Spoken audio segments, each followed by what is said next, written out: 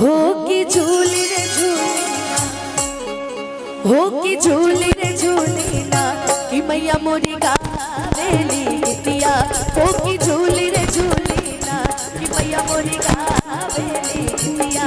हो की झूली रे झूलीना निमिया के डाढ़ी काजली झूलू हवा।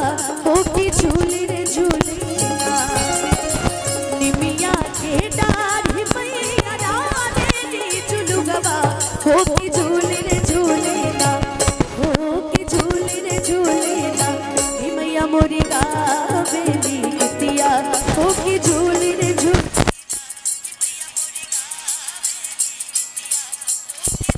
रे झूलीना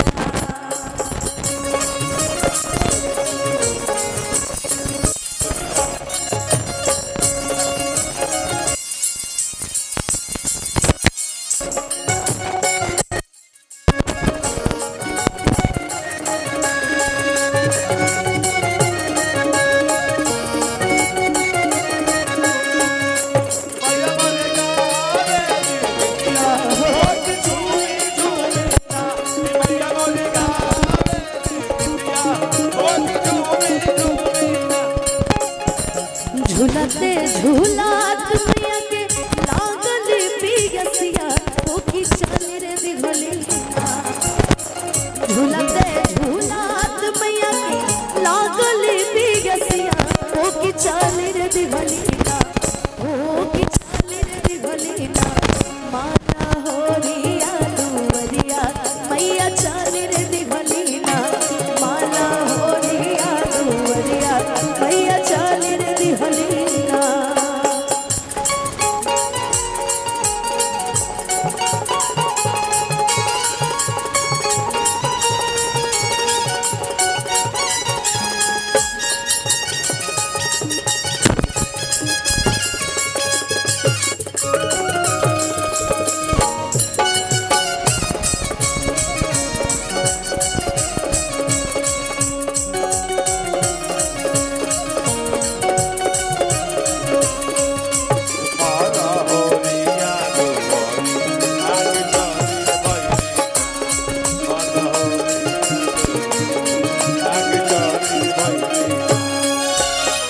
सुतल हमारू के जागल ये मालिनिया मालिन बूंदाए गोना।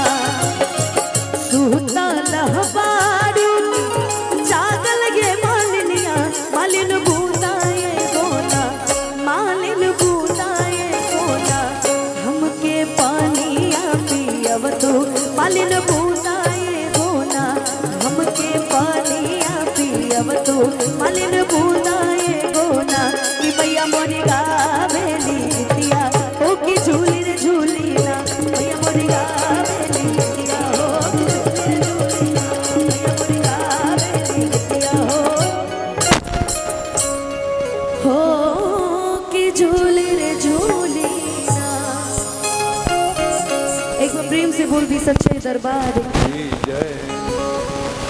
और आइए राम जी के भजन हो जाओ, ओकरा बाद कार्यक्रम के आगे बढ़ावल जाओ।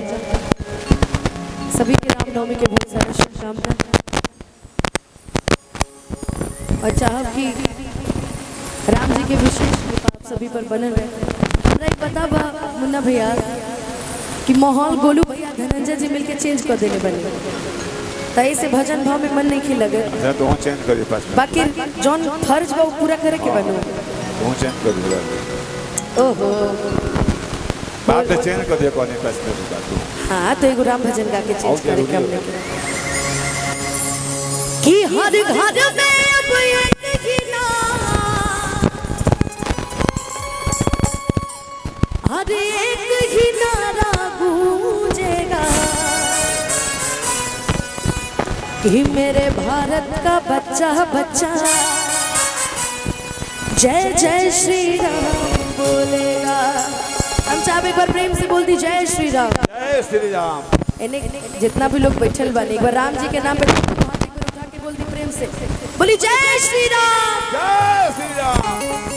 आप लोग खाली बोली एक बार दोनों हाथ उठा के जय श्री राम, जय जय श्री राम। अभी बुझा रहा बा कि नींद से जगल वाले लोग है ना। हाँ भाई आई देखो हाई चारों मिला खाली पतिये करते रहे सब। रावण के पक्ष से नहीं हो, राम जी के पक्ष से भाई। बांग्लादेश से भाग गए बड़े से। बांग्लादेश से भाग के बड़ा नहीं, राम जी के क्षेत्र से बड़े कहो तो बड़े के राम जी वाला टाइम में डाल दिए। ना ना ना सब राम जी के भक्त हमें काजी एवं प्रेम से बोली जय श्री राम। आई तनी मिल के तनी एको भजन गावे के ओकरा बाद है ना। हाँ भाई तू ही एगो तेज बड़े, एक तू ही धनवान रे भाई, अरे बाकी सब कंगाल, बाकी सब कंगाल बड़े, ते ही एगो धनवान बड़े। भगवान करस कि तोर चैनल एकदम गदगद हो जाओ, गदगद हो जाए। 100 धौलिस भगवान करे 100 मिलियन जाओ। हाँ सब्सक्राइबर खाली तब व्यूज तो ऐसे ही गदगद है। भगवान करे तोर चैनल हॉली सिंह सब्सक्राइब कर लो। अतना तार व्यू बढ़ जाओ फिर जगह बना दो। देवी माई करस कि तू हमेशा खुश रह भाई, कि हर घर में अब एक ही नाम, कि हर घर में